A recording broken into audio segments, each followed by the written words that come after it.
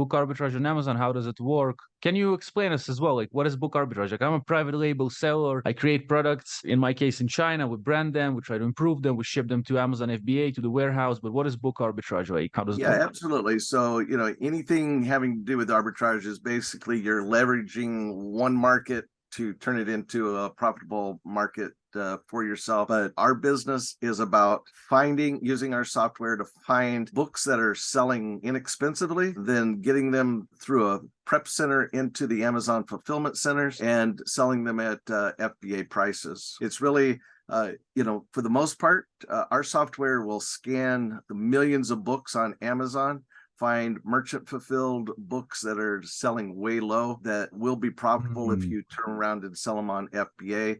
But we also, encourage people to check other markets like eBay or, some of the other, there's lots of book marketplaces, but our software will find them on Amazon. You just, we use the other markets to see if anybody is selling it cheaper than Amazon. So nice, man. And then it's for physical books, right? So it's not for digital books. That you buy like physical books in one store, you ship to a warehouse, to a prep center, then to FBA. Correct. Yeah. So we don't do anything with ebooks or Kindle or anything like that. These are actual physical books.